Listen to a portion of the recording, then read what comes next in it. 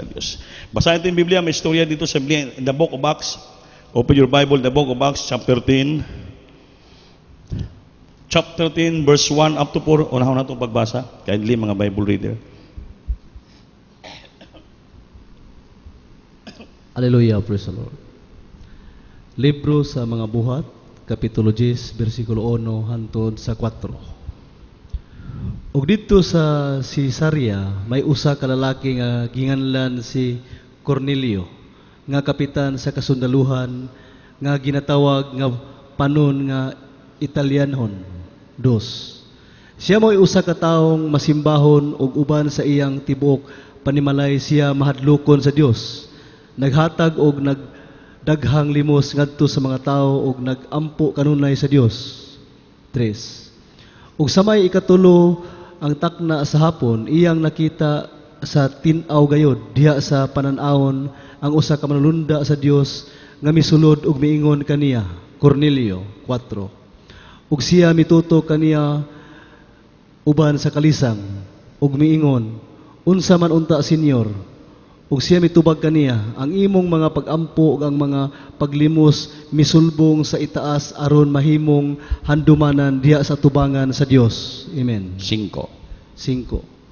Ug karon magsugo kag mga tawo ngadto sa Hupi ug ipadala nganhi ang usa ka Simon nga ginganlag Pedro. Palakpakan po natin Diyos. So may isa ka tao sa Biblia, si Cornelius, usa ka taga Cesarea. Ang pangalan niya si Cornelius. A centurion of the band called the Italian band, a devout man. Dipudo na tao, one that feared God, siya po'y may mahatakutin sa Diyos. Buong sambahayan niya. Araw-araw nagbibigay ng limos sa mga tao, at araw-araw nanalangin sa Diyos. Amen? Amen. Ngunit sa araw, nakita niya sa isa kabisyon niya, in the 9th hour of the day, ang anghel ng Diyos lumapit sa kanya at sinabi sa kanya, Cornelius! And when he looked on him, he was afraid. Nang tinitigan ni Cornelius, sa takot po siya, and said, what is Lord? And he said to him, thy prayers and thine alms are come up for the memorial before God. So Cornelius, ang iyong mga panalangin, your prayer and thine alms, ang iyong limos na tinutulong binibigay sa mga tao, nakaabot po yan sa trono niyo sa langit. It's only a memorial before God. Memorial meaning handumanan lamang, alaala lamang sa harapan ng Diyos.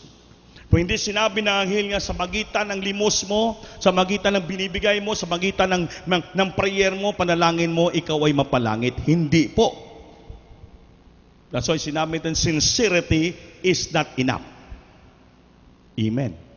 Sa 5, sabi ng anghel, magpadala ka ng iyong tao doon sa Hupi at puntahan si Simon Pedro. Yun. Para doon niya malaman ang tamang proseso ng kaligtasan. Kaya may mga tao kasi na dahil sa kanyang ginagawang limos, matulungin sa mga tao, madiboto sa ilang reliyon, mapanalanginin sila. Sabi nga ni Brother Preniel kanina, yung papa ay kabisado ang Biblia. Sa unang panahon pa, ang kasama, mga evangelists, mga preachers, lahat, mga pastor, siya naging pastor niya po niyang beloved papa, mga minamahal, kasama niya itong beloved noble pastor at that time. Sa membro pa sa AMF, Apostolic Missionary Fellowship, nakapiling ating mga pastor, mga minamahal. Kaya, mga minamahal, ayan ang dahilan kung bakit that is only the stepping stone or beloved pastor, nga siya mahinahimong pastor sa mga missionary through AMF, Apostolic Missionary Fellowship. Ngayon, ginamit lang ng Panginoon yon para siya mahimong pastor. Ngayon may mga convention, may mga crusade sila, may mga summer camp sila, punta sa mga pagadi, San Carlos, sa mga malapit na lugar. Imbes nakita ng beloved pastor, kasi ang pagbasa ng Biblia, sukwahi ang ginagawa ng mga pastor. Instead, mag-fasting, mag-prayer, magpuri sa Diyos for anointing power para mag-cast ng demons. Ano ginawa ng mga pastor? Nag-basketball, naglaro ng chess, lahat. Nagdama ng chess, anong ginagawa? Tabi-tabi yung mga sisters, mga youth, kantyawan, tawanan sila. Kaya sabi ng mga pastor, Pag meeting nila ng missionary, nagsalita mga pastor, excuse me po, beloved missionary, hindi ko nagustuhan yung ginagawa, hindi po ko nabasa sa Biblia yan. Kaya lalabas ako sa susesyon. Sabi ng missionary, saan ka pupunta? Pastor Almeida. Pag umalis ka sa susesyon, magutom ka, gagapang ka sa gutom, maghirap ka, wala ka suporta. Sabi ng mga pastor, bahala ang Diyos sa akin. Bahala ang Panginoon sa akin kung magutom ako, maghirap ako, basta sundin ko ang kalooban niya. Everybody say, praise the Lord. Kaya lumabas ang mga pastor, nagsarili siya, lumabas, nangaral, nanalangin, nagpasting, lahat ginagawa ng mga pastor. Totoo yun. Naghirap, sinubukan ng ating beloved Robol Pastor ng Panginoon Worldwide in 12 years time. Grabe nga kahirapan. Wala makain, grabe, wala talaga lahat. Yung barong niya, isa lang, butas-butas, yung kanyang sapatos, tanggal yung takon, twice a week, mag-overnight, lakad na lakad sa jeep, pagkatulog, nangaral ibangilyo, bisan asa sang lugar, mga minamahal. Nanganak sila ng beloved Mama Dear, dinala sila from Surigao, dinala sila sa dako ng Manila, mga sa Ordua Village, ang bahay, napagagamay, para malaman history ng ating church, ating beloved mga pastor. Nag-abang sila ng balay, pagtayo ng mga pastor, banggang ulo, ang hinihigdaan sa ating mga pastor, hinigaan niya, bangko lang nga stall, nga mahaba, mag-ana lang siya doon. Ang mga beloved, mga Almeida sisters, si beloved Pete, si beloved T, si beloved Lai, silang nanganak, mga bata niyan, binuntis, walang check-up, walang prenatal. Hindi ko makalimutan, ang mga pastor, pupunta sa Paco Market, bumili ng buto ng baka, ang tawag sa niya, Mr. Buto, lagain, ipahigop sa beloved ng paso para may padudo sa mga beloved mga bata. Ngayon, ang mga pakwan pinipiga para higupin ng mga bata, ang beloved ng pastor, pupunta mga pastor sa dako ng Intramuros, humingi ng mga rasyon, mga trigo, mga burgor, kina mga yellow corn, saan pa may mga tungaw pa. Alam mo yung tungaw? Yung para mga insekto na maliliit na pupunta sa loob ng mga burgor. Alam mo yung burgor? Yellow corn ba? Ha? Bukbok, yung parang, bahala na kayo dyan. Iba kaintindihan. Ano to, badel, no? Kung saan tawag to, tungaw, ano? Si Ilonggo, tungaw yun eh. Ha? Sabay saya? Ha? Bunok? Bunok, kapangagat naman yun. Bunok, sige lang. Bahala na kayo mga ibgas blower, Bisaya talaga. Everybody say, praise the Lord. Ginakislan lang ng ating beloved stand pastor para lugawin, para kainin sa ating beloved stand pastor, para may lakas, para mga baby may padudo siya. Yan po ang nangyari sa ating beloved pastor. Grabing kahirapan. Pero dahil sa kahirapan na yan, pagsubok sa buhay, tinuruan ng ating beloved, tinuruan ng Panginoon, ating beloved pastor, magpakumbaba. Natanggal yung kanyang pride as a politician, as a lawyer, businessman, lahat. Mga kaya sabi naman, Pastor, within 10 years time, beloved Baran, ako maging milyonaryo. Then nakakita ako ng mina, Bulawan, sa Surigao, mga fingerlings, lahat. Niyugan, ako maging mayaman. Ngunit, nung tinawag ko ng Panginoon, naghirap ako, binayaan ko yan, tinalikdan ko dahil sinunod ko ang ating pinakamahal na Panginoon. Everybody say, praise the Lord. So tinawag siya ng Panginoon, nagpakumbaba siya. Grabing kahirapan. Yung kahirapan na yan, pagsubok sa buhay, yan po ipinintulutan ng Diyos aron ma-mold ang ating beloved pastor. Turuan siya magpakumbaba, turuan siya manalangin ng todo, turuan siya magpasting ng todo. Parang bakit po? Kaya ang Panginoon nangusap sa kanya, my son, I will use you with a special purpose. Do the work of an evangelist, reprove, rebuke with all suffering doctrine. Tinawag sa Panginoon, nangusap ang Diyos sa kanya, pinagi ng Bible cut. Nalalangin sila ni beloved Lula Mama, grabe moving ng Holy Spirit. Nagpropesay si beloved Lula Mama, beloved mother natin mga pastor, mga mainit sila noon. Nagpropesay, lumabas sa baba ilang beses. My son, dituro mga pastor, my son, I will use you with a special purpose. Ilang beses. Hindi maniwala mga pastor, siya mismo nalangin, fasting siya. Lord, kung gamitin mo ako ng special purpose, grabing kahirapan kung hindi ko makaya. Pangusap ka sa akin. Pag Lord man pastor, langin siya, nadamay pasensya, Ang Biblia nakasirado, gibuksan niya. Pagbukas, sabi niya tudlo niya. Daliri. Pagbasa sa may Timothy, do the work of an evangelist. Reprove, rebuke with all long suffering doctrine. Preach the word season out of season. Laka iwali ang may balita, ipangaral kapanahunan sa dili kapanahunan, ulan bagyo lahat, gawin mo, ipangaral ibanghilyo, gawin mo ang ginagawa ng ibanghilista. Mangaral ka ng matapang, sawayin mo, badlungin mo nga tao, with ulong suffering ang doctrine. Mahabang pasensya sa doktrina. Yan po ang Diyos mismo ang umutos sa ating beloved mga pastor kung bakit siya naging evangelist. Amen? Amen? Nandiyon nag-umpisa yung kanyang pagkasinsiro, hindi po nawalang pulos. Kasi sa Biblia, si Cornelius naging sincero. For that's why sincerity is not enough. Kung ikaw sincero, diyan ka lang sa iyong reliyon, walang katotohanan, sayang po ang iyong pagkasinsiro. That's why ang itong title, sincerity is not enough for you. While, hindi po tamang daan ang pinasukan mo. Hindi po tamang katotohanan ang pinasukan mo. Useless po ang iyong pagkasinsiro. Bakit hindi po nagsibo sa banal na kasulatan? Tulad po ng beloved father, beloved friend niya, umiyak siya, mami na mahal. Yung father niya dito, grabe nang naramdaman. Sabi ko, Brad, kung mangako ka sa Diyos, dito ka na maging preacher, gamitin ka sa talakag, gagaling ka. Eh wala tahimik lang. Hindi talaga yan mabayaan yung pagkapastor niya. Kasi bakit? Iniisip niya, sa kanyang pride siguro, matanda na ako, Brad. Ikaw pang mangaral sa akin. Lahat ng mga ebanghilista, mga missionary sa unang panahon, sino-sino pa, ang yung Pastor Almeida, kauban ko niya dati. Yun pong iniisip niya siguro. Kaya pagpa-check up, cancer ang sakit. Wala na. Ayaw pa rin talaga magparibaptize sa atin. Kaya sabi ko, mabautismo ka dito. Nandahan natin para makita yung malak. Kasi doon, magaling mangaral, pastor, pero walang holiness. Nakahubad palagi, nakasurpan. Walang holiness. Sabi nga niya dito ni Brother Pinier kanina, sabi ng Biblia, without peace and holiness, no one can see the Lord. Totoo talaga Biblia. Walang kabalaanan, walang kabanalan at kapayapaan, hindi ka makakita sa Diyos. Without peace and holiness, no one can see the Lord. Kaya napaka-importante po sa atin yung holiness. Kaya sa bahay natin, hindi tayo pwede maghubad-hubad doon, mag-shortpan doon, babae na kapantalon, ka-shortpan ka doon, mga malda mo, maiksi. Mga milan, makita yung yuling legs, ayaw ng Panginoon po yun. Ginagamit ka sa choir member, kailangan, buhok mo, pinapaputulan mo. Importante po yung holiness. Follow peace with all men and with holiness, for no one can see the Lord without peace and holiness. Walang makakita sa Diyos kung walang kabanalan at kapayapaan. Umiyak si Brother Peniel, bakit nanalangin siya? Lord, ipakita mo sa akin saan papunta yung papa ko.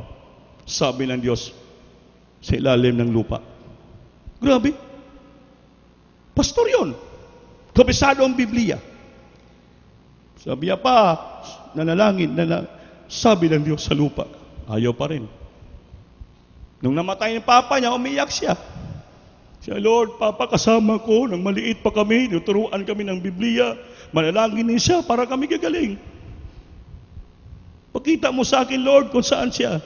Nakita niya, impyerno, kalayo, apoy. Ibig sabihin, hindi pala sapat. Nakabisado mong Biblia, marunong ka na, nag-aral ka sa Bible School, nagpastor ka na, hindi po sapat. Nasabihin mo, sincero ka na, maligtas ka. Hindi po. Mayroon pong congregation, gamitin ang Diyos. May totoong pastor ang Diyos na gagamitin niya.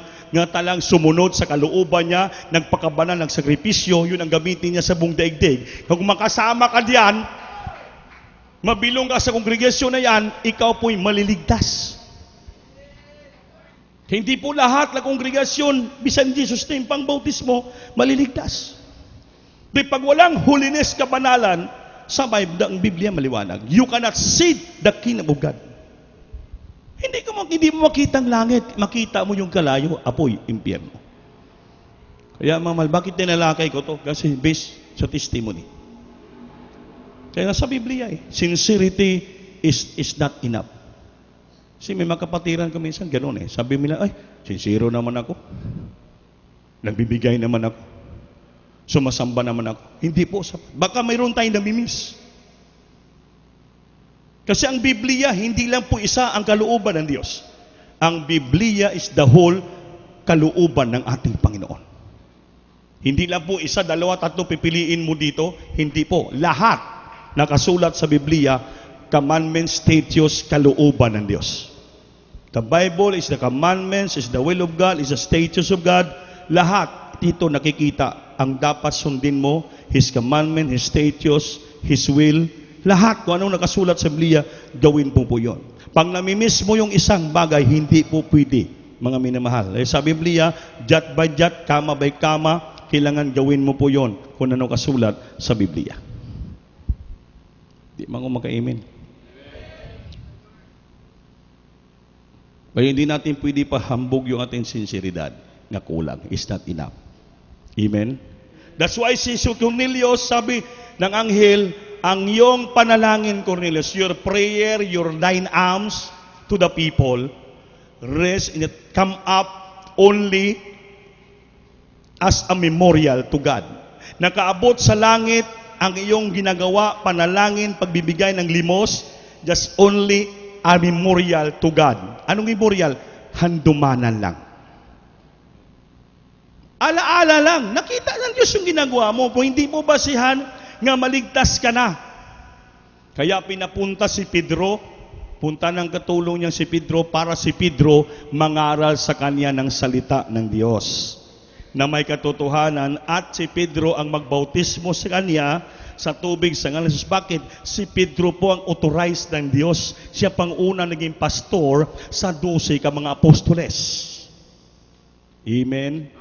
Kasi Pedro ang unang naging pastor, siya pong has given an authority nga Peter, upon this rock I will build my church, and the gates of hell shall not prevail against it. I will give you the case, mga susi, of the kingdom of heaven. Whosoever bound on earth shall be bound in heaven, whosoever lost in earth shall be lost in heaven. Si Pedro ang unang binigyan ng kapangyarihan, authority ng Diyos. Kung sino pong gagapusin niya sa lupa, gagapusin, makalagal din sa impyerno.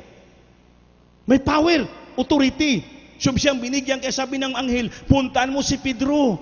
Dahil si Pedro lang ang authority na siya po mangaral sa ebanghelyo upang mabautismo ka sa tubig sa ngalan upang makumplito ang kaligtasan na madanggap.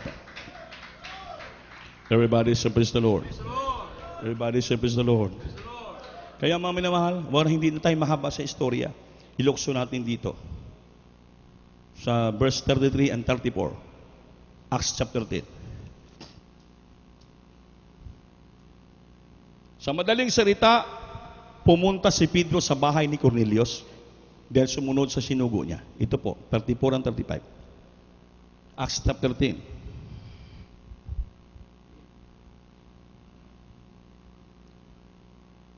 Buhat Kapitulo 10, versikulo 34. 35 hangtod sa 35. Hallelujah, praise the Lord. Ug unya si Pedro sa pagbungat sa iyang baba mingon, sa pagkatinuod na ilako ang Dios nga wala di ay pinalabi sa mga tao. Amen. 35. Inunuwa nga sa matag usa kanasod iyang pagkakaimutan ang bisan tinsa nga magkakadlo kaniya o magabuhat sa matarong. Amen. Palakpakan po natin Diyos, mga minamahal. Then Peter opened his mouth and said, of the truth I perceive that God is no respecter of person. Walang tinatangi na tao ang Diyos, lahat iniibig niya. Sa bawat nasod, sa nations nga may katakot sa Diyos that heard Him and work righteousness, gumagawa ng katuwiran, yan po'y tangkatanggap-tanggap sa harapan ng ating mahal na Panginoon. Ano mang kaklaseng lahi, pag mayroon kang takot sa Diyos, gumagawa ka. Because Cornelius is the one who feared God with all his house. Si Cornelius, nanalangin araw-gabi, and he feared God all his house. May takot sa Diyos buong sambahayan niya, and he gave alms to the people. Nakita na sa Diyos, narinig na sa Diyos ang ginagawa ni Cornelius. That's why sabi ng Biblia, but in every nation that feared him, may takot sa kanya, bawat nations, at gumagawa ng katwiran is accepted with Him. Katanggap-tanggap sa harapan ng ating mahal na Panginoon. Amen. Nangaral si Pedro na God has no respecter of person. Anong ginawa? Patuloy sa pangaral. Sa verse 44, patuloy. While Peter speak these words, the Holy Ghost fell on all them which heard the word. Nang nagsalita si Pedro ng salita ng Diyos, grabe, anointing. Ang Holy Spirit bumaba sa kalagitnaan nila sa lahat nakikinig ng salita ng Diyos. And they all circumcision which believe were astonished. Ang lahat ng mga taong na circumcised, naniwala at namangha. As many came with faith, at ang maraming tao lumapit kay Pedro, because that on the Gentiles also was poured out the gift of the Spirit. Lumapit ang mga hintil kay Pedro. Bakit nagtataka sila? Bakit mga hintil nakaramdam ng balang espiritu? Bakit wala pinipili ang Diyos? Everybody praise the Lord. Wala siyang pinipiling tao, basta ikaw may takot sa Diyos, you are prepared God with all your house, and your work it righteousness, you are accepted by the Lord. Wala siyang pinipili God as a respecter of person. Lahat pinipili niya. Hintil, Hudyo, Grigo ka, no klaseng lahi ka, basta lumapit ka sa Diyos, tanggapin ka ng ating mahal na Panginoon. Ipadama niya sa iyong balang espiritu niya, mga minamahal. Sa 46, for they heard them speak with tongues and magnify God, then answered Peter. Sila po nang nadama ng Holy Spirit, nag-speaking tongues sila. Katulad po sa ating naramdaman dito pag kumakantang choir. Amen ba? Amen. And they magnify God. Gidaig nila, gipuri nila ang ating mahal na Panginoon, at si Pedro nagsabi, and then answered Peter, 47, can any man forbid water, that this should be not be baptized, which have received the Holy Ghost as well as we. Kaya sabi ni Pedro, mayroon pa diyan makakita ng tubig? Para lahat kayo na nakatanggap ng banal na Espiritu, kailangan kayo po ay magpabautismo sa tubig sa pangalan ni Jesus. And he commanded them to be baptized in the name of the Lord, then prayed they him and tarried certain days. Ito ang maminal. Yan po ang proseso. Amen ba? Amen.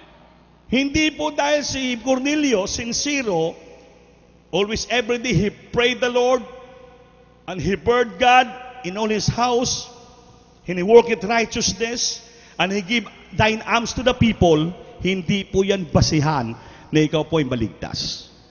That's why sincerity is not enough. So meron tamang proseso, pinapunta si Pedro ng Panginoon, giwalihan siya, gipangaralan si Cornelius, ang Holy Spirit bumaba sa gilagitnaan. Kaya sabi ni Pedro, walang makapigil maghanap tayo ng tubig upang kayo nakatanggap ng banal na Espiritu, kayo po'y magbabautismo sa tubig sa ngalan niya. Nang inutusan ni Pedro, lahat kayo magbabautismo sa pangalan ni Jesus. Ayaw po magpabautismo yung papa ni Brother Peniel. Kasi sa isip niya, tapos na ako na bautismohan. Amen? Kahit nabautismohan ka pa ng 10 beses in Jesus' name, basta yung nagbautismo sa iyo, walang authority. Walang anointing power from the Lord. At walang kabanalan, yung nagbautismo, useless ang bautismo. Useless. Sabi ng Bible without peace and holiness, no one can see the Lord. Yung pastor na nabautismo sa'yo walang kabanalan, hindi kasi makakita sa Diyos, paano ka pa? Amen. Yung pastor na bautismo siya in Jesus' name, nakahubad palagi, nakashort pan palagi, ilasinggiro pa rin, sismuso pa rin, palikiro pa rin, walang authority yung kanyang bautismo, even in Jesus' name. That's why si Pedro ang pinapunta ng Panginoon, kaya si Pedro ang authorized ng Diyos, siyang binigyan ng mga susi ng kaligtasan. Authority from the Lord, upang sa panalangin mo, nangaral pala si Pedro, bumababa na ang banal na Espiritu. Nadadama na lang banal na Espiritu, mga milbasan, mga pakasalan, hintil pa sila. Because of the anointing power, si Pedro puno ng banal na Espiritu, habang nagsalita sa grabe anointing, bumaba ang Holy Spirit, nadadama ng mga taong Holy Spirit. Kaya sabi ni Pedro, walang makapigil ng mangitatag tubig dito upang kamo lahat bautismohan sa tubig sa pangalan ng Jesus. At lahat silang arawan, adlaw na yan, nakatanggap ng bautismo sa tubig sa ngalan ni Jesus. Yan pong proseso ng ang tao maligtas. Hindi po dahil nanalangin kita, nagawa ka ng katwiran, nagbigay ng limos, may takos, hindi po tayo dyan maligtas. Yan po ang hindi naintindihan ng mga tao. Kaya someday, pagdating ng araw, mamatay ang tao, hindi akala niya langit. Kaya mali itong maling akala. Kaya maraming namamatay na disgrasya sa maling akala. Kailangan sigurado natin akala rin nga langit po tayong lahat. Amen ba? Amen. Base, maligtas. Kidelikado yung base. Baka maligtas na ako. Sa kaligtasan, walang baka-baka. Sabihin mo, ligtas ako. Amen ka mo? Ligtas na ba kayo? Hindi nga kayo makasigurado. Ligtas ba kayo? Wala, pila ka porsyento lang ang sabi. Ligtas ba kayo? Madami-dami na. Sigurado bang ligtas kaya kita? Luya man, amen. Yung amen maluya, hindi ka sigurado. Kung sigurado ka, amen! Ligtas ako. Walang, hindi matitinag, hindi magigiba. Amen. Sigurado. Bakit? Naramdaman ko ang presensya ng Diyos. Binagaling karamdaman ko, binago ako, nalangin ako, ginasagot ng Diyos ang panalangin ko, giproteksyonan ako ng Diyos to prove beyond the shadow of the doubt that our God is real, ang Diyos kasama natin. Pag tunay kang anak sa Diyos, sinasamahan ka ng ating mahal na Panginoon. Pag hindi ka sinasamahan ng Diyos, nako, hindi ka anak ng Diyos. Amen? Because God bearing them witness to them. Ang Diyos nagbigay ng witness sa mga tao nga sila ay anak ng Diyos, witness with signs and wonders and diverse miracles. Pag walang signs and wonders and miracles na pinatunayan sa atin, hindi po natin masigurado na tayo po'y tunay ng anak sa Diyos. Importante palang balaan ng Espiritu. Importanteng banal na Espiritu. Kaya mga minamahal kong kapatid, pag tayo sumamba, either overnight, Wednesday, Sunday, sikapin po natin lahat po tayo mapupuspos ng banal na Espiritu. Nabisan ang mga hintil, nangaral si Pedro, hindi pa siya nabautismuhan. Pinadama ng Diyos ang kanyang banal na Espiritu. How much more na kita bautismado na mga anak na kita ng Diyos? Hindi po ipadama ng Diyos ang presensya niya. Sa atin lang pagsikap yan. Minsan kali pagsamba natin, parang hindi tayo kukonsentrate. Parang wala lang sa atin. Kaya paano? Hindi ka makataas ng kamay, hindi ka makapagsigaw, hindi ka makapagsigaw, haleluya. Paano ka mapuspos ng banal na Espiritu? Pag dito ka sa sambahan, with all respect, reverence and godly fear, with all respect sa ating Panginoon, buong pagkonsentrate, ibigay mo sa ating mahal na Panginoon. Upang madama mo ang presensya ng ating mahal na Panginoon. Napaka-importante po yan. Even the Gentiles, wala pa na bautismuhan, pinadama ng Diyos ang presensya sa kanya, ang Holy Ghost. To prove nga ang Diyos, kasama po natin palagi. Kaya huwag natin sikapin natin, mga minamahal. Kaya Holy Spirit lamang ang mag-cleanse, maglinis ng puso natin sa lahat nating mga kahinaan. Amen. Pag napil ka ng Holy Spirit, gulong-gulo isipan mo, mawalang kaguluhan mo. Maging payapa, maging maligaya ka, ma-refresh ka, ma-revive ka, dahil sa Holy Spirit, makalimutan mo marami mong problema, makalimutan mo wala kang pera, damang-dama mong presensya, isip mong pinakamayaman ka. Sabi ni Brother Pringel, yung kaibigan niya, niyaya siya, Sara magiging sweatress, nga gumagawa kay karon mayaman. Mayaman na daw, maraming tahanan. Sumama ka pa sa akin, Brad, mayaman ka na. Sabi, hindi bale, mahirap lang ako. Akong pinakamayaman nga tao sa buong daigdig. Bakit? Nakilala ko ang tunay nga Diyos.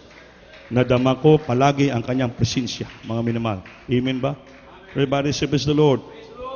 Everybody praise the Lord. Ang pagsunod sa Diyos, buong pangpakumbaba lang.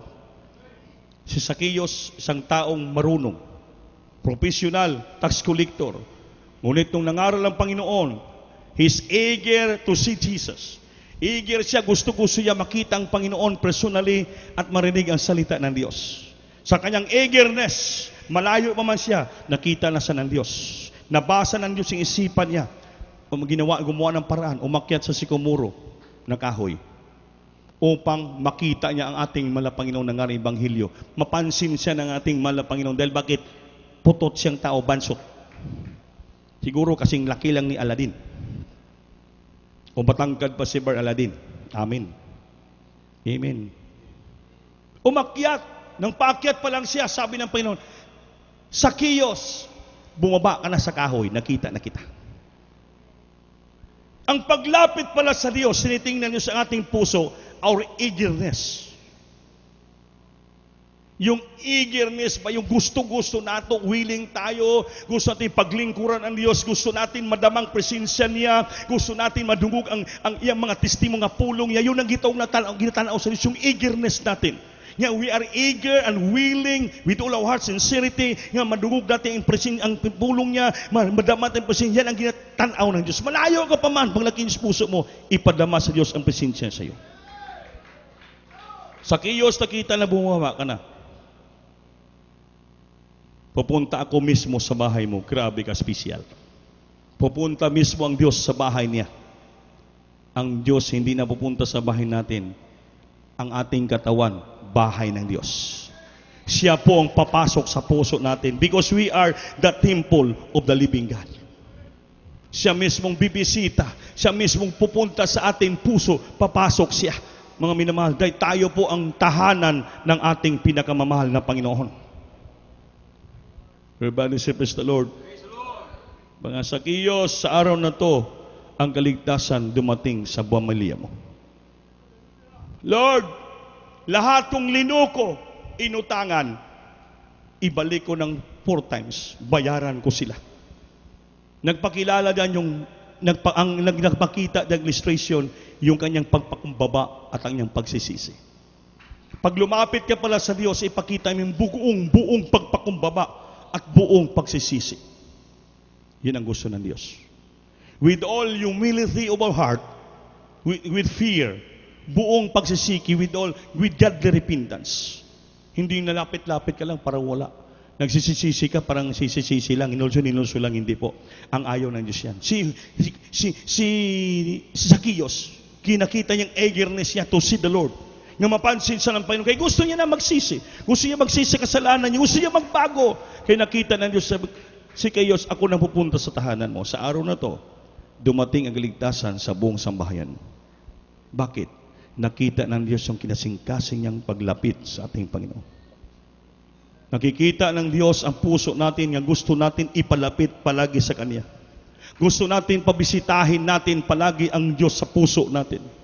Gusto natin maipadama niya ang kanyang presensya. Yun po ang gusto. Your eagerness. Gigil na gigil ka ng madamang presensya. Gigil na gigil ka nga sambahin ang ating Panginoon. Gigil na gigil ka nga gawin mo ang kalooban ng ating mahal na Panginoon. Gigil na gigil ka magpakabalaan. Gawin mo may takot ka. Mga mina, with all your heart, with all sincerity, with all humility, with all eagerness. Yan po ang Diyos. Buong pagsisisi sa ating ginawang kasalanan. Lord, ayaw ko na mag-asala like this. In times like this, Holy Supper po natin sa ating pagpasting, mga minamahal, kilang taos puso po ating pagpasting, nga mapatawad tayo ng Diyos, malinis ang puso natin sa natin mga pagkukulang, pagkakamali. Mga lapay, bakit hilat tayo pala, Panginoon?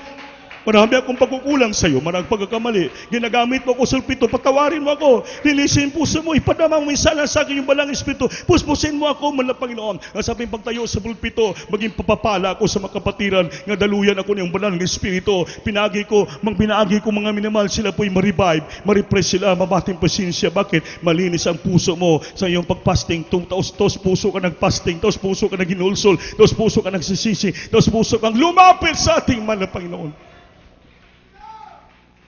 Ang tinitingnan ng Diyos, our eagerness to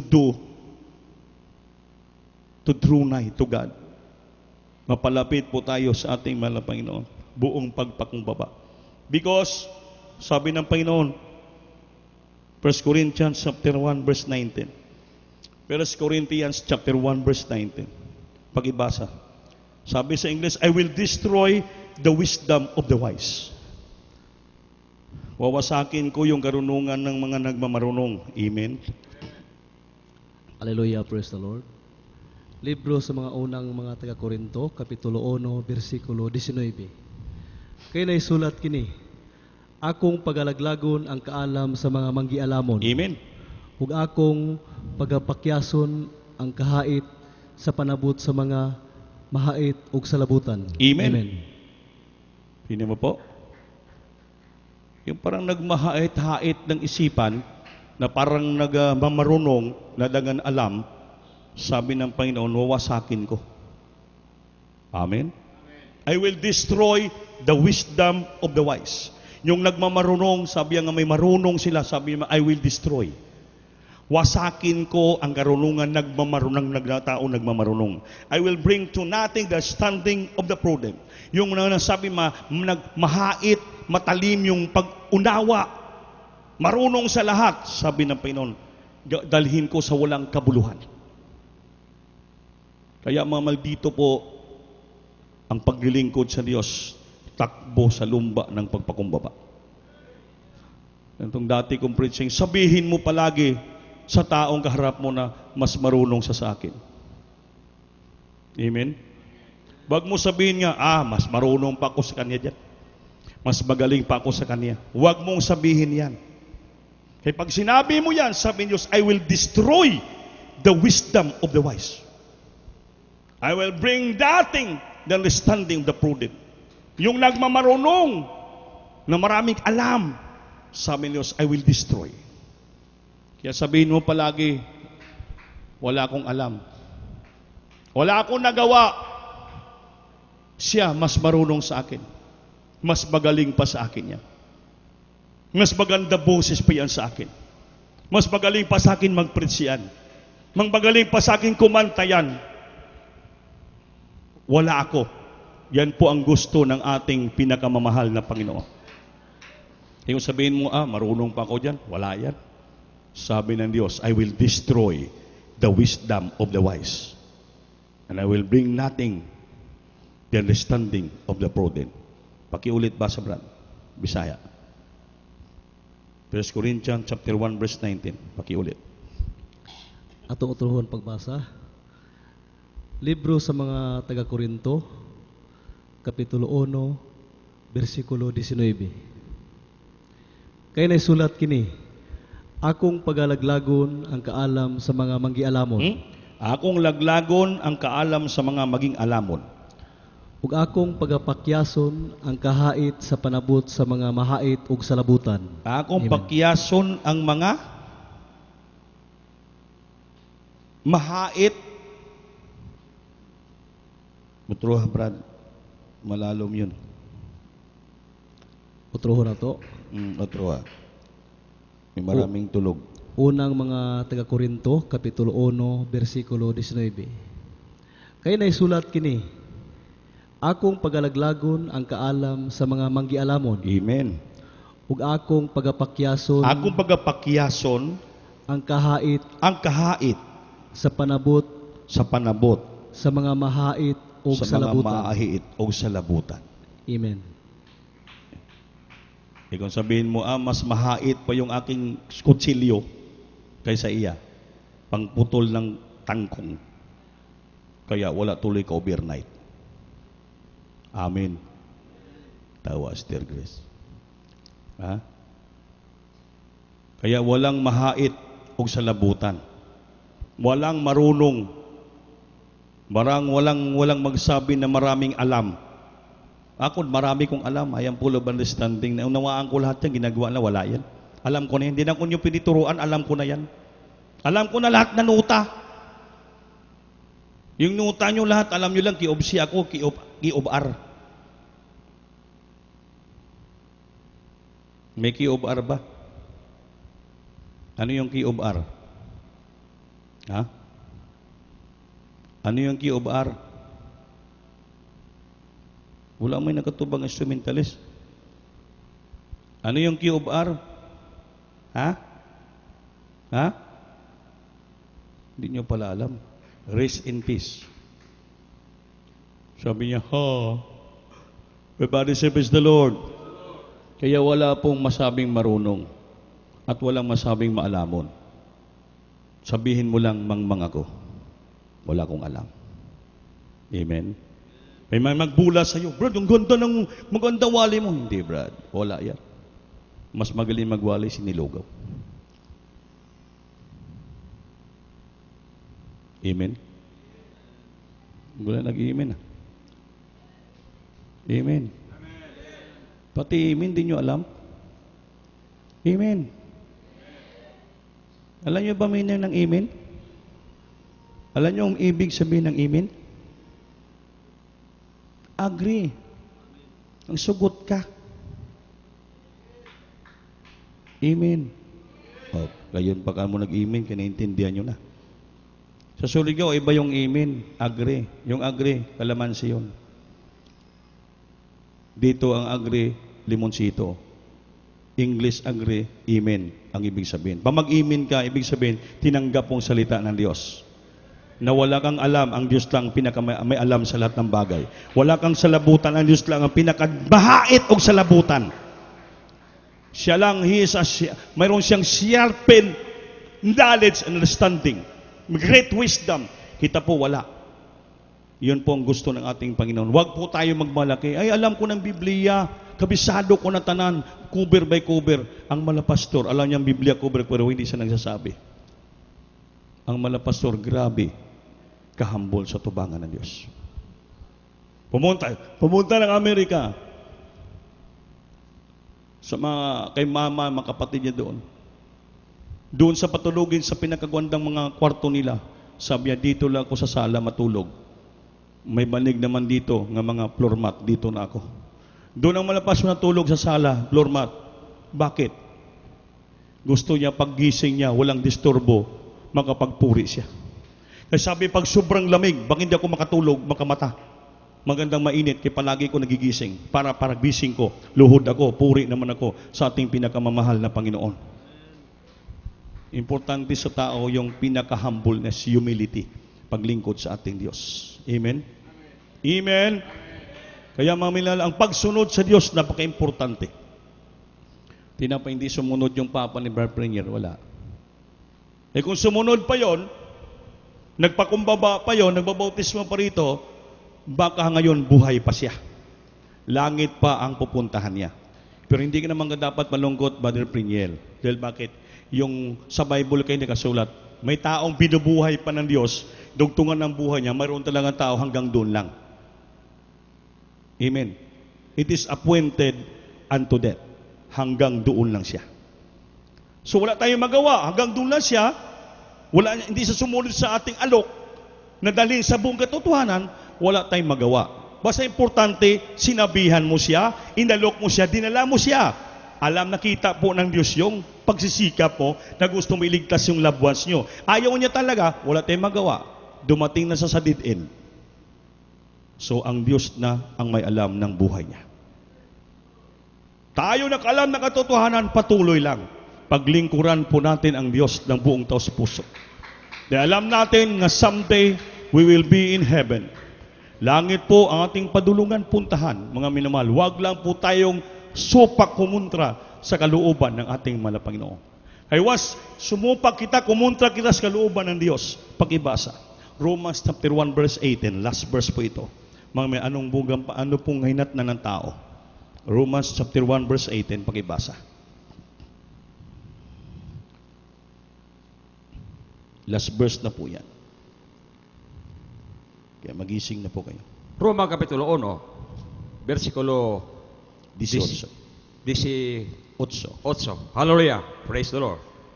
Kaya gikan sa langit, ginapadayag ang kapungot sa Diyos, patok sa tanang pagkadili Diyos nun, o pagkadili matarong sa mga tao na naghababag sa kamatuuran, pinagay sa ilang pagkadautan. Amen. Palakpakan natin Diyos, maminamahal. For the wrath of God is revealed from heaven against all ungodliness and unrighteousness of men who hold the truth in unrighteousness. Who hold the truth nga hinahawakan ang katotohanan sa dili pagkamatarong. So alam mo ng katotohanan, nasa kamay na po natin yung katotohanan, dito na po sa atin yung katotohanan. You already hold that truth. Ngayon sabi ng Biblia, ang kapungot sa Diyos, ang galit sa Diyos, galing sa langit, pupunta sa mga taong hindi Diyos noon, hindi makaturungan noon, at humahawak ng kamaturan, katotohanan sa dili pagkamatarong.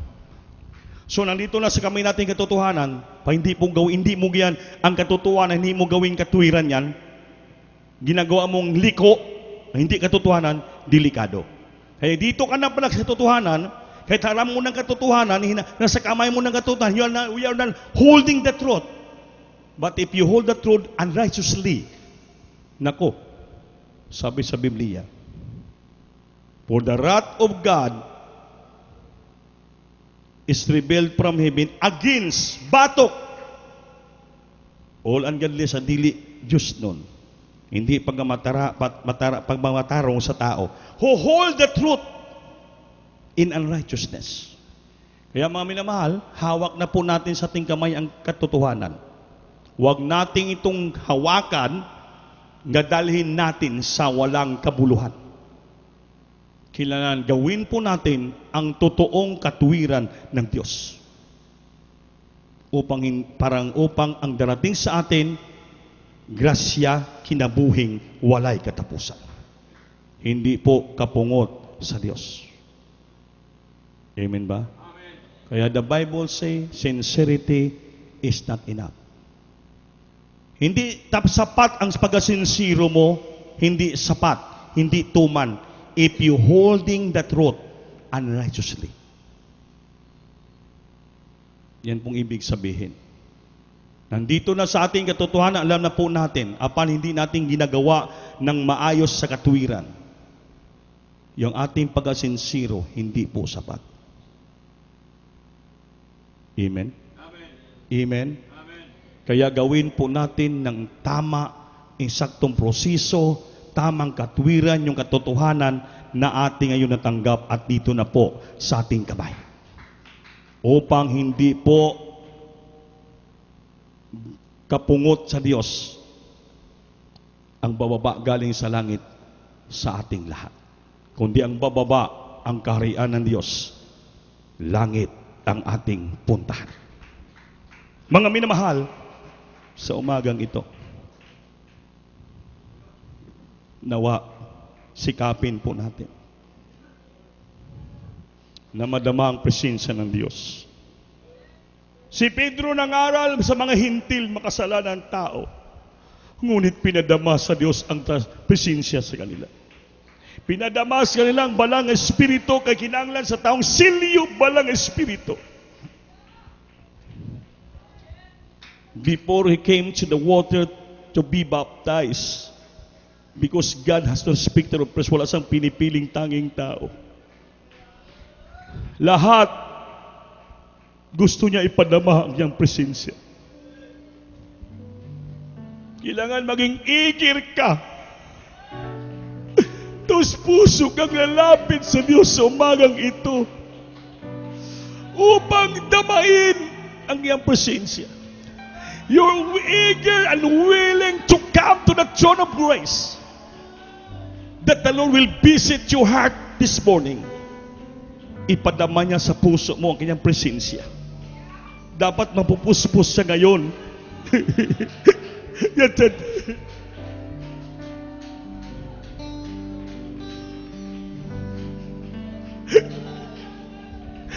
Hallelujah! Jesus. Mahal ko si Jesus. Ang rusas ng Sharon sa akin.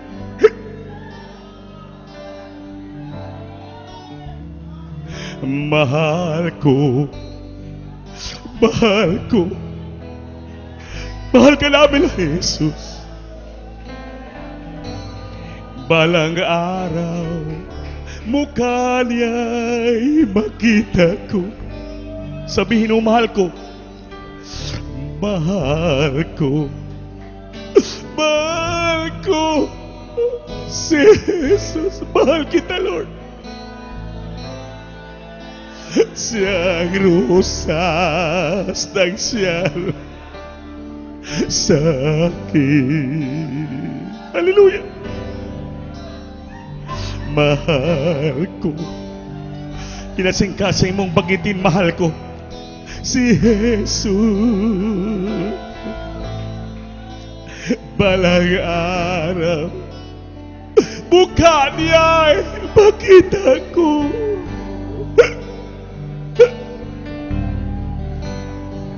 Mahal ko si Jesus.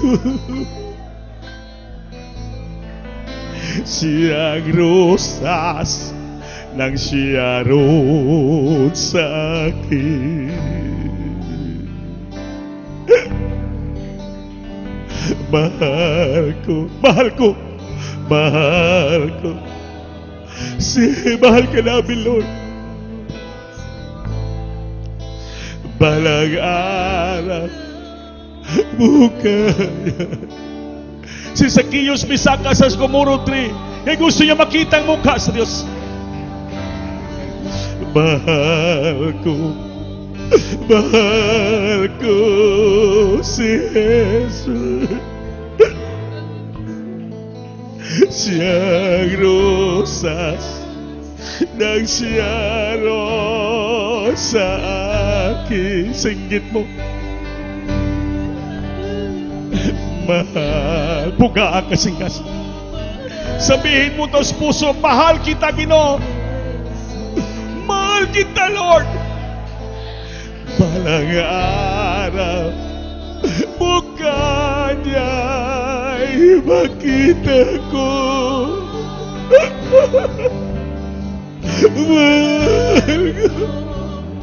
Mahal ko,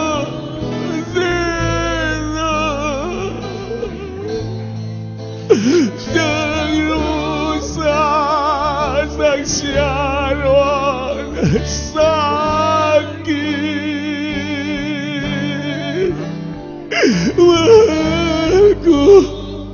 Mahal ko si Jesus.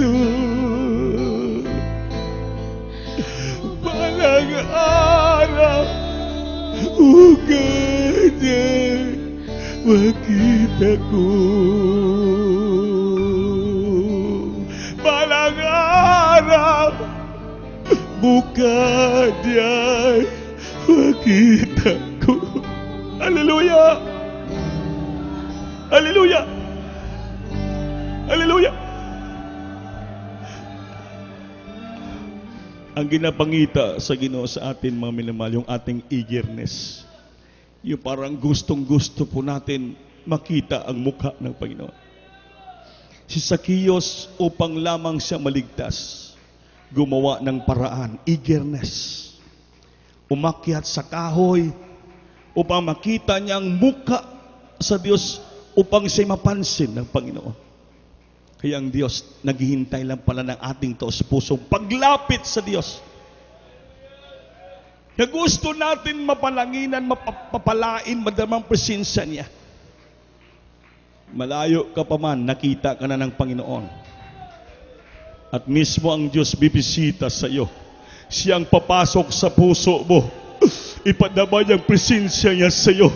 Sa umagang ito, puspusin ka niya ng Banang Espiritu. Pupuntahan ka ng Diyos, bisitahin ka ng Panginoon. Ligtas ka.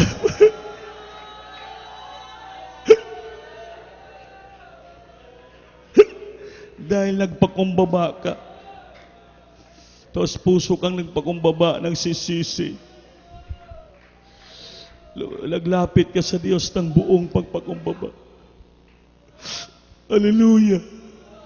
Ang gusto ng Panginoon, buong pagsisisi sa ating kasalanan at buong pagpakumbaba.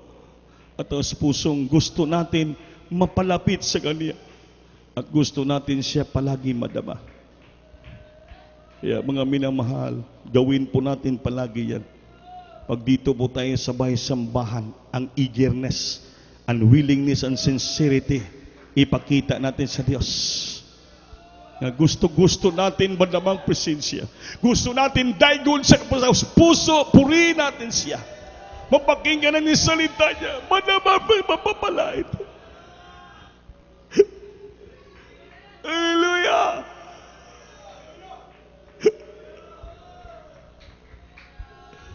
Gusto mong itaas yung kamay mo. Gusto mong sumigaw sa Diyos. Ipaabot sa Panginoon ng puses mo. Gusto mo siyang madama, mapupuspos ka ng Banal na Espiritu. Yan pong gusto ng Diyos. our willingness and eagerness of our heart to come to Him. Mga minamahal, tulis sa upper natin bukas, kailangan maging malinis ang ating puso. Our eagerness na pagsisihan po natin ng pagkukulang, eagerness, pagsunod sa kalooban Diyos, may sakripisyo, mga pagpuasa, lahat ipakita natin sa Panginoon. Na tayo po'y nagpakumbaba, wala tayo alam.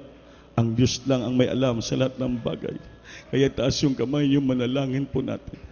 Dahil nakikita sa Diyos ang ating puso, malayo pa man tayo, nakikita na ng Panginoon. Sa ating paglapit pa lang sa Kanya, nakikita na nababasa ng Diyos ang laman nating puso. Dakilang Diyos ang mabanal sa pangalan ni Jesus. Mahal na Panginoon, sa aming paglapit sa iyo, alam namin, nakita mo na yung puso namin. Sa kiyo napakalayo pa, umakyat pa sa kahoy, nakita mo na siya. Ngayon gusto-gusto niya kayong madama. Kami gusto-gusto po namin kayong madama. Gusto-gusto namin madala para ang presensya mo. Gusto namin ka mapaluguran, mapahimutan. Saan man kami nagkulang, nag-asala sa iyo, Lord, patawarin mo kami. Alam namin, nakita mo yung laman ng puso namin, kung saan kami nagkakasala, nagkukulang, kita mo yung bahid ng puso po namin, Lord. Sa oras to, Lord, linisin mo ang puso, isipan namin. Patawarin mo kami, Lord. Hallelujah, marapati mga dalangin namin sa iyo. So dalangin yung propeta, mga pastor, Lord, ibabang yung kapangyarihan sa amin. Bisitahin mo kami ng balan mong espiritu at kapangyarihan sa oras na to. Sumulod ka sa puso namin, palangin kami tanan. Tugunin mo dalangin namin, pakinggan mo kami, pagpalain mo kami sa lahat ng bagay, Lord. Tulungan mo kami, revive mo kami, puspusin mo kami. Hallelujah! Jesus, bless that children, bless every heart, my God. That's every heart, revive thy children in Jesus' name. Be filled with the Spirit. That's every heart, Lord. Hallelujah. Bless us, Jesus. Hallelujah, Lord. Napalain mo lang mga alakan mo sa armagang ito. Sa pangalan ni Jesus, hallelujah. Singgit, hallelujah. Ipatong kamay sa ulo nyo. Lahat kita mag-rebuke. Mayroon na kayong Holy Spirit. You have a power now to cast out demons, infirmities, sicknesses, problems, lahat vices in our heart. Sige po, hallelujah. Yes, dakilang Diyos sa mga sa Panginoon, pala Panginoon. So, dalangin, probita mo na pasun, palain mo kami ba magapangyarihan mo sa aming kalagitnaan ngayon. Dayon, among sinasaway ito sa pangalan ni Jesus. Hallelujah. Yes, I bear the darkness, demons, infirmities, sickness, cast out from the children. Damay, bless the children, naturally, physically. Pray to bless them, so Lord God. Right now, palangin ito lang sa pangalan ni Jesus. Jesus' name. Amen and praise the Lord. Hallelujah. Everybody say, praise the Lord. Palakpakan natin, Panginoon, maminamahal. Lahat po tayo ay tumayo. Tayo po tayo. Lumukso kita ng tulog kabisis. Singgit, hallelujah po sa Lord. Hallelujah po sa Lord. Hallelujah po sa Lord. Hallelujah po sa Lord. Mahal, ulitin ko po. Ating usapan.